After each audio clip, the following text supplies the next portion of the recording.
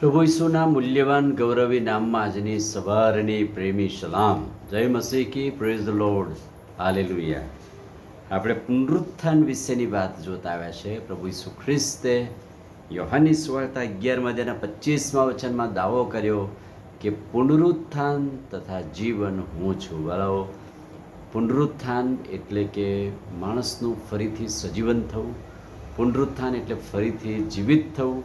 અને એ વાતો પ્રભુએ પોતે પોતાની જાતને દાવા સાથે કહ્યું કે પુનરુત્થાનને જીવન હું છે, એટલે મારા પર વિશ્વાસ કર્યાથી તમે પુનરુત્થાન પામશો.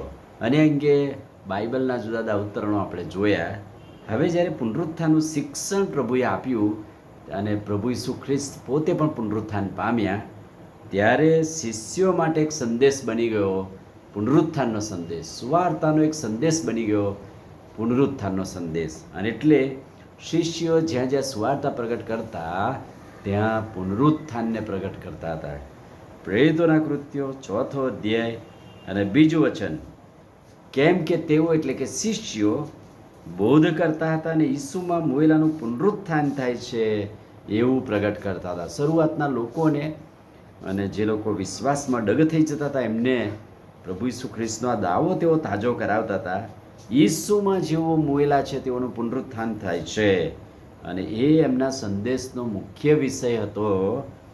ઈસુમાં મોયેલાનું પુનરુત્થાન થાય છે એ એમના બોધ ભાષણનો મુખ્ય વિષય હતો.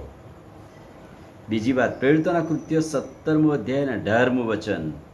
સંત પાઉલ શું કહે છે? ઈસુ તથા પુનરુત્થાન વિશેની વાત પ્રગટ કરતા પાઉલ કહે છે કે સદાચાર તથા સંયમ તથા આવનાર ન્યાયકાળ વિશે એ સમજાવતો હતો. સંત પાઉલ પોતાના શિક્ષણમાં ઈસુ અને ઈસુના પુનરુત્થાનની વાત અને સદાચાર ને સંયમ અને આવનાર ન્યાયકાળ વિશે સમજાવતો. સંત પાઉલનો મુખ્ય વિષય હતો.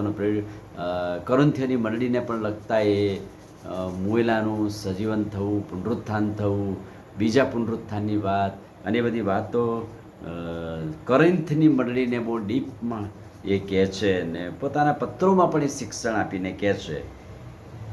રોમીયોને પત્ર 6 અધ્યાય અને 5મું વચન.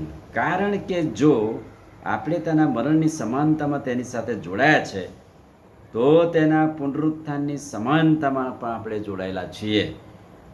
સંત પાઉલ રોમીયોને મંડળીને લગતા કહેશો કે મરણની સમાનતામાં જો તમે જોડાયા છો તો પુનરુત્થાનની સમાનતામાં પણ આપણે જોડાયેલા છે. કે ઈસુ જેમ પુનરુત્થાન પામ્યા એમ આપણું પણ પુનરુત્થાન થશે. રોમીયોને પત્ર 8મો અધ્યાય અને 11મું વચન. જેણે ઈસુને મોયેલામાંથી ઉઠાડ્યો તેનો આત્મા જો તમારામાં વસનાર હોય તો પોતાના આત્માની મારફતે તમારા મર્ત્ય શરીરને પણ તે સજીવન કરશે. એટલે કે ઈસુને મોયેલામાંથી ઉઠાડનાર જે આત્મા છે, દેવનો આત્મા, એ જો આપણામાં વસતો હોય તો તેની મારફતે આપણા મર્ત શરીરને, મરેલા શરીરને પણ સજીવન કરવામાં આવશે. ના મુખ્ય સંદેશ શિષ્યોનો છે કે પુનરુત્થાન પામેલા પ્રભુને પ્રગટ કરવા, સુવાર્તા પ્રચાર કરતા